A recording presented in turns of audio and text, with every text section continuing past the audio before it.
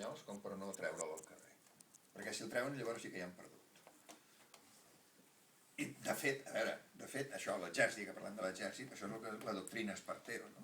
Cada 50 anys hay que bombardear Barcelona, que, per cert, en fer el capítol aquest vaig fer el recompte, i entre 1641 i 1939 vaig identificar 10 vegades que l'exèrcit espanyol ha bombardejat Barcelona. És a dir, 10 vegades en 300 anys toquen a 30. I diguem que des del 38 no ho han fet, per tant ja van tard. I per això passa el que passa. I per això hi ha el que hi ha, i per això no tenen resposta, perquè la seva resposta és aquesta. És el que ells voldrien fer, és el que les pide el cuerpo. Però, esclar, encara hi ha alguna persona amb 2 dits de front a Madrid que sap que Europa no ho permetria i per tant no ho han fet. I crec que no ho faran, perquè si ho fan, llavors sí que hi han perdut. Oficialment no, però encobertament, el precedent del Galli. Estem en guerra, ho he dit abans, estem en guerra. El que passa que és una guerra sense l'exèrcit, és un altre tipus de guerra, però estem en guerra, això està clar. Per tant, doncs jo crec que passarà això.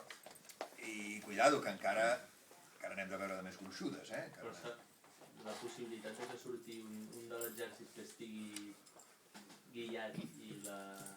És una possibilitat. Un tejero, que surti un tejero. És una possibilitat. Exacte, tant de bo. Favor que ens faria. A veure, deixeu-me dir una cosa. Deixeu-me dir una cosa. Hi ha 100.000 catalans defensant el Parlament de Catalunya davant dels tancs. Això és la independència l'endemà. El reconeixement per part dels Estats Units, de la Unió Europea i de tothom. Com va dir en Carod Rovira, els tancs envoltant el Parlament no aguanten 5 minuts de telenotícies. No, a més, deixeu-me dir-vos una cosa. És una guerra freda, estem en guerra, és una guerra freda, sense morts per ara, i que duri. Però jo no m'atreveixo a garantir que no n'acabi havent algun, No m'atreveixo a garantir-ho. No, des del moment que els bojos aquests tenen armes... Clar, això... I podem si no les fan servir. No, a part de l'exèrcit, aquesta broma, a veure, tots els països, a tots els països l'extrema dreta és la més nacionalista. O sigui, de dreta a extrema dreta. Almenys els que jo conec més a la vora. Com és que aquí no és així? Què passa amb la dreta catalana que no és nacionalista ni independentista? Tu estàs demanant que hi hagi un partit feixista català? No, perquè així els espanyols, el 50% són feixistes. No ho sé. És que era per situar exactament. La dreta acostuma a ser, ara parlo de França, la més nacionalista, la més patriòtica. I com és que aquí no és així? Ja que parles... Et contestaré la pregunta, però ja que parles de França, tu vés amb un socialista francès i toca-li els valors republicans i la grandeur i tot això i veuràs. A veure, contesto la pregunta. Jo no estic segur que no sigui així. És a dir, a veure, de fet, Convergència, que se suposa que és el partit dretà de Catalunya, si més no passa per ser un partit nacionalista, no? Sí. De boquilla. Dit, si més no passa per fer. Per tant, en principi ho és. Consta que el president de la Generalitat, que és de Convergència, és qui està liderant aquest procés independentista, amb el suport d'Esquerra, de les CUP, etc.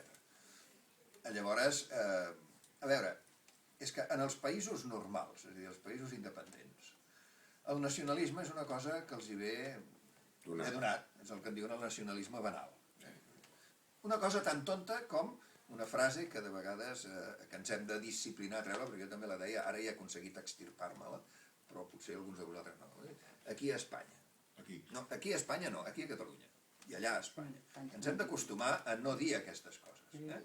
Per exemple, aquí a Espanya és una frase aquella que la diem tant així i que surt cada dia en el Telenotícies de TV3 també, i que ens posa en un univers mental que vol dir que no som un país normal. Llavors, el nacionalisme és una cosa absolutament transversal. És de dretes, és d'esquerres, és d'extrema dreta, és d'extrema esquerra. El que passa és que jo entenc que aquesta dreta nacionalista més punyent acostuma a estar molt cap a l'extrema dreta. I els catalans, per la nostra tradició democràtica, l'extrema dreta és una cosa que ens fa molt de rebuig. Per tant, no en tenim. Ja n'hi ha, quan la República ja n'hi havia uns grups amb el nom d'un Josep d'Encàs, que era una mena d'això, no? Una mena de Primo Rivera a la catalana, no? N'hi havia, però van tenir l'èxit que van tenir. A Anglaterra hi havia nazis abans de la guerra, bueno, admiradors de Hitler, fins que la guerra van dir deixem-ho córrer.